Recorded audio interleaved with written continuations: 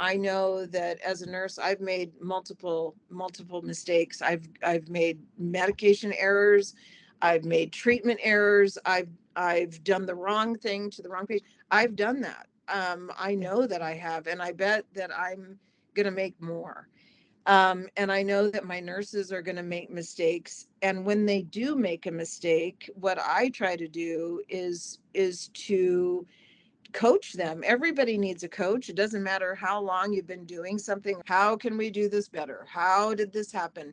Tell me how this happened, because maybe I can intervene and this is a system problem. I try to look at it that way. These are not bad people. This might be a bad process. But if they're not telling me, okay, I made this error, but and if I can share a recent situation to kind of drive this point home, I had a nurse make a very, very egregious heparin error, and giving heparin could be life-threatening, because an overdose of heparin can cause the hemorrhage, it can cause strokes, head bleeds, it can cause all kinds of problems. And when I found out about the mistake, what I did is went back to find out what was happening. What were they doing before the mistake happened? And what happened was that there were two nurses taking care of a critically ill COVID patient who was just put on ECMO. And they were in an isolation room that was a negative pressure room. There was lots of noise. They were in full PPE, wearing PAPRs. Someone was outside the door telling them to give heparin. The person outside the room, because they tried really hard not to open the doors, and once you were in a room, they tried to stay in the room until they didn't need to be in there anymore. So there's a nurse outside the door mouthing to give 2,000 units of heparin. The nurses in the room thought he said 10,000 units of heparin. They didn't double check that. They didn't verify that. They didn't wait for an order that said that, because they trusted the nurse giving them the directive. And 2 and 10 behind a glass door looks the same if you're reading lips. Yes, it does. And if you're wearing a PAPR and you're hot and the situation is very stressful. And so when I found out what was happening, I really, really sat down with myself to rehearse how I was going to address this, because I was afraid that these nurses would deteriorate pretty rapidly if they knew that they had made this big error, and that it could have caused this horrible harm in this patient who was already so incredibly sick. And so we sat down and we had a very open dialogue about it. And I did not see it as like negligence. They could have done a few things differently, but in that moment, I gave them that grace, which they deserved, because they were in a very, very difficult situation.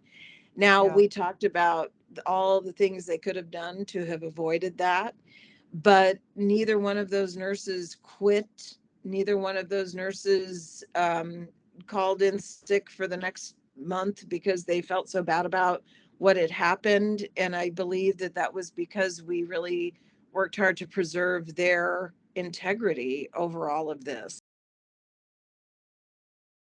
But I imagine that, if there's a lawsuit 5 years from now, like we got to produce something, right? And what do we have to produce from the AI? Like, what do you think we should be thinking about now? Like table stakes, what do we have to produce? And then what should we be producing? It's going to be very similar now, but more complex. What healthcare professionals are dealing with in terms of the audit trail discovery. A lot of times, we all know this, it's standard practice. Plaintiffs' law firms are seeking the audit trail to find the aha moment where there's a records alteration after the fact. The audit trail will show that. And part of the problem with a lot of healthcare systems is that they're buying a product that's created for them, and they could either, it's an evolving system, and no one really has their arms around it. They don't know how to get some information. People internally move on, and then you may even, for example, get a new product, and the old EMR vendor doesn't want anything to do with the healthcare provider. They don't want to get involved in the litigation. If there's a real issue, they don't want to have to turn over their proprietary information. All those types of things, you could see that with AI. If it's truly an AI error, you can see, similar to the audit trail, expensive discovery. I want to go in. I want the production of the audit trail. I want to know all versions that you've used. I want to know the upgrades and amendments. And you may not be able to do that as a healthcare provider because it's not yours. It's someone else's property. So, and you may want to try to bring them in, but good luck on that. Why would they voluntarily try to get back in to talk about if it's truly a proprietary issue or their error? Why would they want to actively get involved in litigation to basically talk or expose one of their problems with their products? So I can definitely see as thorough a discovery into the AI, when it was adopted, who the vendor is, retrospective analysis, as we're seeing right now with Audit Trail. If that happens.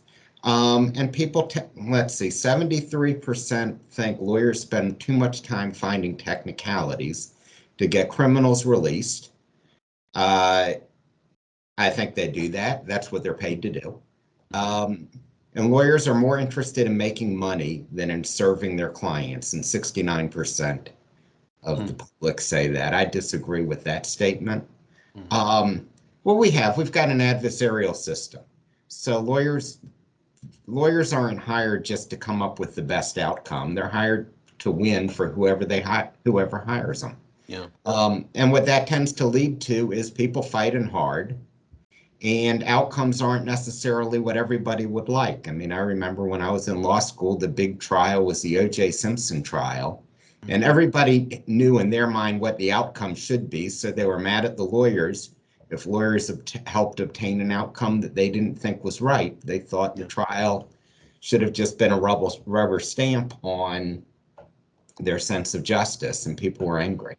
So yeah, it's a shame though. My experience is on both the plaintiff side, defense side, most lawyers are just like everybody else. They want to work hard. They want to do well for their clients. They've got integrity. But yeah, we are competitive and we do want to win. There's no way around that. I deal a lot with folks in the med mal industry on both sides, and there's plenty of folks on the defense side that say, "Oh, those plaintiff side law firms, they're terrible and they're evil," and then you find the ones that really get it, and they go, "Thank God for them." Yeah. Thank God for the plaintiff side firms, because what would we do if we didn't have a system that was advocating for the patient? And I think it's an adversarial system, but we hope then in the middle of that combat that justice does find a way to get done, right? Yeah. I mean, and that's the theory. And I think in general it works where people are paid to bring out all sides of something. Medical malpractice space, among others. And we talk about like this sort of push and pull between insurers and patients, things like that. Where do you guys sit? I mean, there's other sort of advocates and others sort of in this cloud of stakeholders in that process. I'm just curious where you guys sit in that, and right. How do you influence that? Yeah, I think it's a great question. It's a complicated space, and part of the challenge here is, as I'm sure you know, living in this world is that you have all these different constituencies that look at the world a little bit differently and have different interests in trying to tackle the patient safety or malpractice problem or what have you. And so, we realized probably 5 years ago now that we were all clinicians, right? We were kind of coming at this from a clinical space. We didn't really know the malpractice world at all, but it occurred to us that it was important, and we ought to be doing something to try to look at it through that lens as well. And so we did a study a couple of years ago looking at, from a malpractice database standpoint, what do we know about the role of miscommunications in malpractice claims? same data set, and you know, it was a really powerful data set. And they had actually done some preliminary work themselves demonstrating that communications looked like they were a big part of claims when you sort of start looking at things across specialty silos rather than just silo by silo. And we got access to that data set and did a random sampling of 500 of those claims and took a deep dive into them. And we found that about 50% of claims, 49%, had miscommunication as one of the key root causes of what had happened. Just an absolute huge proportion. And of those, you know, about 40% were directly, we could see there were handoff problems that were in there. And of those, more than 75% potentially could have been averted with something like I-PASS. So you sort of boil all that down, and it looked to us like just about 20%, just shy of 20% of all the claims in the data set potentially could have been averted with a tool like this. I don't know if there's advice that you give folks or advice that's generally just sort of good practices right now for those in the risk industry that are thinking about this law. Is there anything that we should be thinking of doing next or monitoring? Or healthcare providers should be buoying their risk programs. I think they need to be attentive to incidents on the unit. I think they need to follow up. I think they need to bolster and make their risk programs more robust. And that's also medical groups to attack these things early on. And frankly, from a defense side, the sooner we can avoid a patient going out and seeking the services of an attorney, we can talk to that person and try to resolve it rightfully.